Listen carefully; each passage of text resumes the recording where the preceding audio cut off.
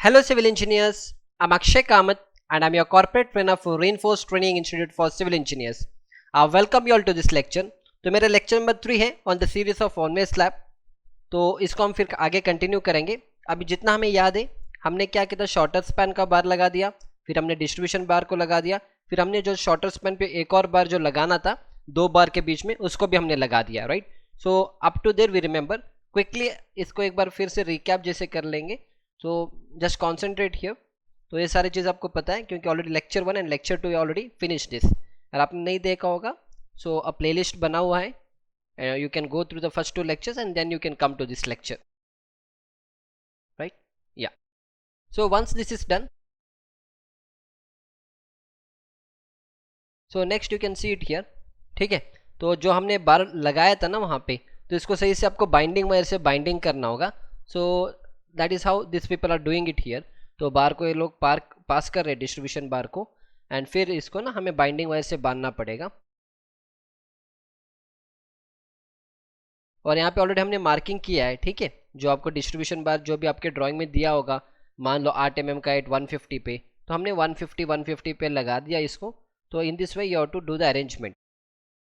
तो इस तरह से आप देख सकते हैं यहाँ पे मार्किंग के क्रैंक का यहाँ पे किया हुआ है, and the other marking can see it here, right. So in this way the marking has been done and similarly we have kept the बार।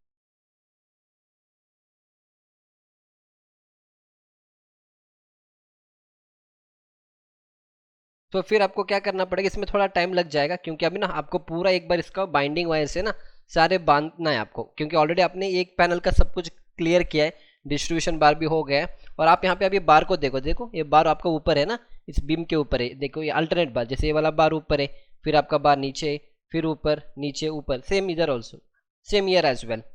ऊपर ये बार नीचे, ऊपर नीचे, ठीक है। अब जो बार आपको ऊपर गया ना उसको हम बाद में क्रैंक करेंगे and that will make crank bar, right. So इसको थोड़ा सा फॉरवर्ड करेंगे। तो वन बाय वन यहाँ पे थोड़ा टाइम लगेगा क्योंकि हर एक बार इसको एक बार बाइंडिंग वायर से ना बांधना पड़ेगा। या now will go a bit back. So once this is done, next ना इसके बीच में भी हमें बार लगना है, ठीक है। जैसे इसके बीच में भी, so in between this also we have to put the bar, ठीक है। अब उसका हमें मार्किंग वो फिर ड्राइंग में लिखा रहता है, इट्स द सेम थिंग। जो भी आपका 150 पे लगाना है it will be mention in the drawing. अब ये जो बंदा यहाँ पे बैठा है he is marking the same thing. तो ये मार्किंग कर रहा है।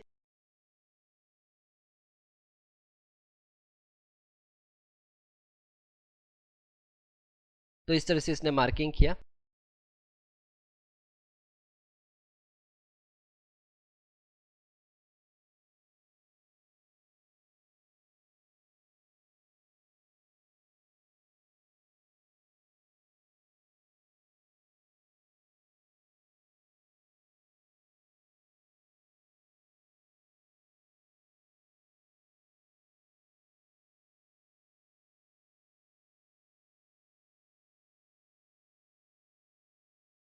So again you have to pass this distribution bar.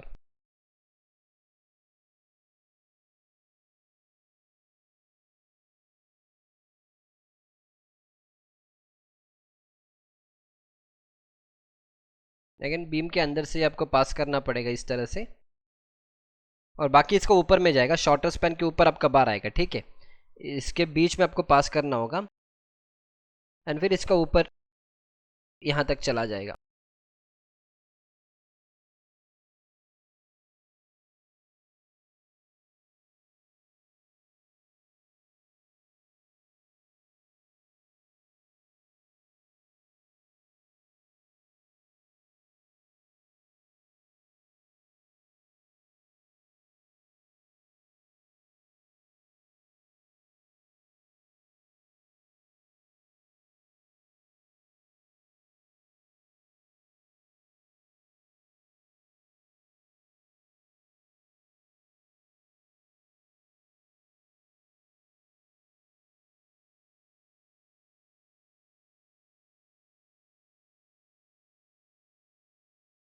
सो अभी जो भी हमने सीखा था शॉर्टर स्पैन लॉन्गर स्पैन हर एक चीज़ यहाँ पे हो चुका है। फिर इसको हमें क्या करना है, बाइंडिंग वायर से इसको भी बांधना पड़ेगा। अब पूरा आपका पैनल खत्म हो जाएगा।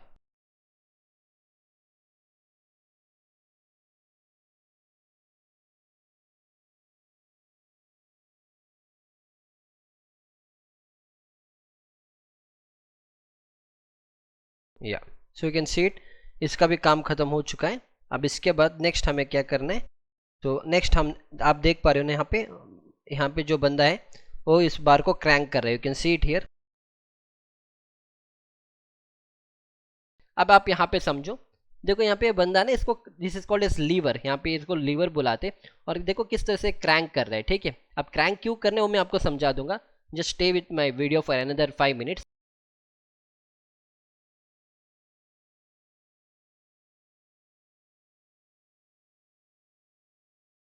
या देखो बार इन्होंने यहाँ से स्टार्ट किया क्रैंक करने के लिए, आगे दिखा दूंगा आपको क्रैंक कैसे किया गया है इसको।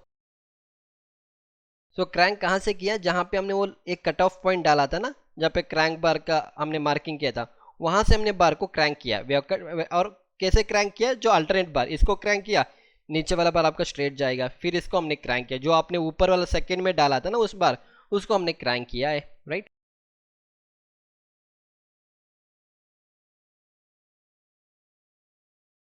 बट इसको करने का राइट प्रैक्टिस एक्चुअली क्या होता है, आपको नीचे क्रैंक बार को लेके ऊपर आना पड़ेगा। पर in most of the local construction and all know, हम यूजुअली इसी तरह से क्रैंक करते हैं, ठीक है, इस तरह से हमें क्रैंक करना होता है। तो just go through the video.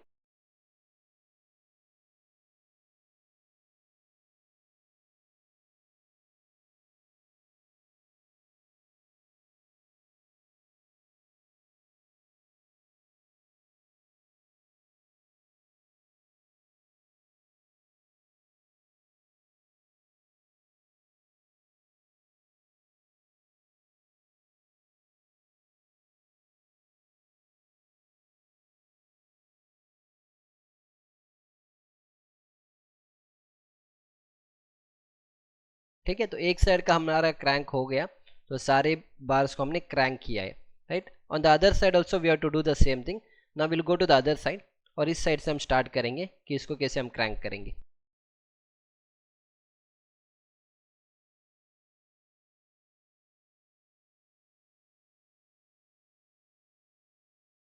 तो एक बार एक क्रैंक हो गया ना, अब ये लोग इस, ये जो डिस्ट्रीब्यूशन स्टील है ना आपका, उसको बांधने लगेंगे, ये वाले दो तीन लेबर जो यहाँ पे बैठे हैं ना, they will start to work on this, and this two people, ये दो बंदे जो यहाँ पे खड़े, they will try to crank it on the other side. इस साइड में भी आपको क्रैंक करना है, because it's a one way slab, right. अगर टू वे स्लैब होता है तो आपको चारों तरफ क्रैंक करना होता है, but here it is only a one way slab. Yeah, so you can see these people are busy in tying the binding wire.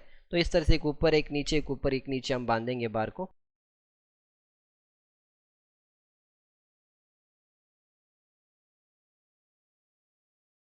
ठीक है, इसको मैं थोड़ा फॉरवर्ड कर दूंगा। या so in the same way you have to do it.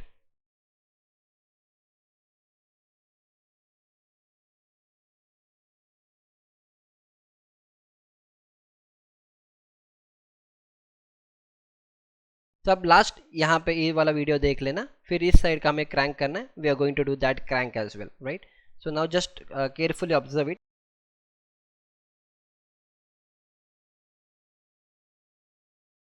तो यहाँ पे रखा हमने, और इसको यहाँ से हम क्रैंक करेंगे, ठीक है।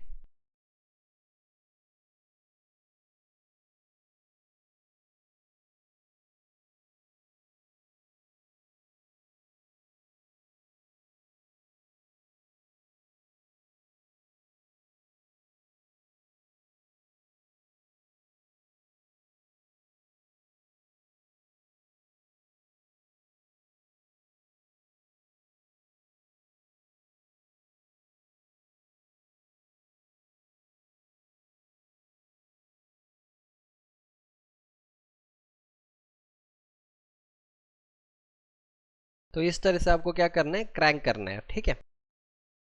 So will go forward a bit, बस ऐसे ही करते आना है आपको हर एक बार, पर अल्टरनेट बार को आपको करना है, एक छोड़ के एक करना है, ठीक है, क्योंकि हमने बार वैसे ही लगाया था, एक छोड़ के एक हमने लगाया था ना, फिर इसको करेंगे।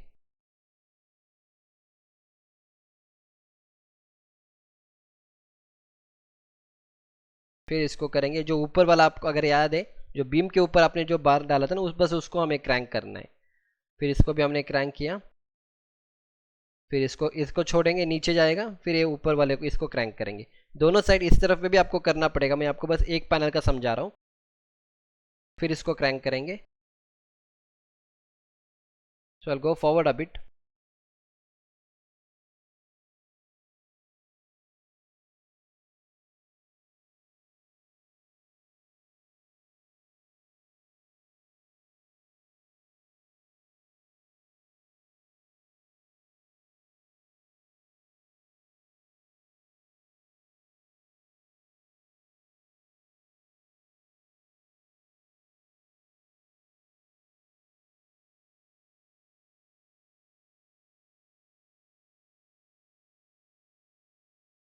तो ठीक है ना, तो इस तरह से आपने हर एक का क्रैंक किया है एंड फाइनली लास्ट के 3-4 बार बचे हुए। अब देखो एक क्वेश्चन आएगा कि इसको क्रैंक क्यों करना है। अब मैं वो आपको IS कोड से एक बार ऐसे आइडिया दूंगा, आई नॉट एक्सप्लेन एवरीथिंग। सो अगर आपको याद रखना है कि वो क्रैंक हमें क्यों करना है, if refer IS 456 2000 code book and if you go to annexure D clause number 24.4, यहाँ पे कुछ लिखा है D1.6। क्या लिखा है? At a discontinuous edge negative moments में arise, they depend on the degree of fixity at the edge of the slab, but in general tension reinforcement equal to 50% of that provided at the mid span extending to 0.1 L into the span will be sufficient। तो यहाँ पे ऐसा लिखा है। सो I hope आपको ये समझ में नहीं आया होगा एंड जस्ट इन केस आपको इस तरह से ये सब सीखना है कि ये एक्चुअली क्लॉज का मतलब क्या है, ये क्लॉज के हिसाब से हम यहाँ पे क्रैंकिंग करेंगे। ठीक है, अब वो सारी चीज़ हमने अपने course site engineering drawing reading में एक्सप्लेन किया है। You can buy the course and from there you will learn all these things, right? So anyhow we'll continue the video। तो वहाँ पे लिखा है कि मैं आपको सिंपल एक बार समझा दूंगा जो क्लॉज उसका मीनिंग क्या है। जो भी आपने रीइंफोर्समेंट सेंटर पे प्रोवाइड किया, right, this is called your positive reinforcement, half of that आपको डिसकंटिन्यूस एज पे लगाना है। डिसकंटिन्यूस एज मतलब जहाँ पे आपका स्लैब नहीं, जैसे ये वाला पोर्शन है इसके बगल में कोई स्लैब नहीं है तो ये मेरा डिसकंटिन्यूस हो जाएगा। जो भी आपने बार सेंटर पे लगा दिया, what ever reinforcement you provided in the centre, half of that मतलब अगर आपने स्पेसिंग सेंटर में 100 किया है ना, तो हाफ ऑफ दैट मतलब क्या हो जाएगा, स्पेसिंग बढ़ जाएगा, राइट। हाफ ऑफ मतलब 100 होगा तो यहाँ पे आपका जो क्रैंक वाला होगा वो 200 पे लगाना पड़ेगा। दैट इज वाई प्रैक्टिकली आप देख पा रहे हो ना यहाँ पे। So that is why practically you can see, जैसे यहाँ पे स्पेसिंग देखो, एक मिनट इसको थोड़ा सा फॉरवर्ड करेंगे फिर विल कम बैक।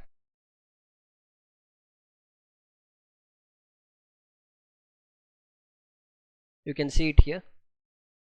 देखो ये जो स्पेसिंग है इन दो बार के बीच में, इन दो बार के बीच में जो स्पेसिंग है ना, मान लो 150, जैसे इन दो बार के बीच में जो स्पेसिंग होगा वो 150 और इन दोनों के बाद में 150 होगा।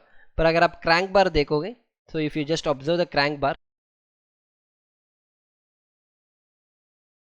क्रैंक बार का स्पेसिंग क्या होगा, वो डबल हो गया। ठीक है, क्योंकि ये 150 पे था, ये वाला स्पेसिंग 150 और ये 150 का है, पर यहाँ पे क्या होगा, स्पेसिंग बढ़ा दिया। तो इस that is what it means, half of that 50% of जो भी स्टील आप सेंटर पे प्रोवाइड करोगे उसका 50% आपको सपोर्ट के पास प्रोवाइड करना है। This is what the code book says that, right. मैंने आपको ये और भी आपको अच्छी तरीके से समझना पड़ेगा। Those things I explain in my course, site engineering के कोर्स में हमने एक्सप्लेन किया कि एक्जैक्टली उसका मीनिंग क्या होता है, क्रैंक बार क्यों देना पड़ेगा। क्रैंक बार आप कभी भी शेयर फोर्स को लेने के लिए नहीं देंगे, shear force is taken by concrete, steel is not going to take the shear force. Okay, so ये सारी चीज़ हमने कोर्स में हमने एक्सप्लेन किया। You can learn from my course, right. So in this way आपको इस तरह से क्रैंक बार को प्रोवाइड करना होता। So I hope you got an idea up to here. इसके नेक्स्ट लेक्चर में हम क्या करेंगे, पूरे आपको स्लैब जब खत्म हुआ है and even the electrical point सब कुछ मैं आपको नेक्स्ट लेक्चर में एक्सप्लेन करूंगा कि इस पूरे स्लैब आपका किस तरह से दिखेगा कंप्लीट रीइंफोर्समेंट होने के बाद, इलेक्ट्रिकल का पॉइंटिंग किस तरह से किया गया वो भी देखेंगे।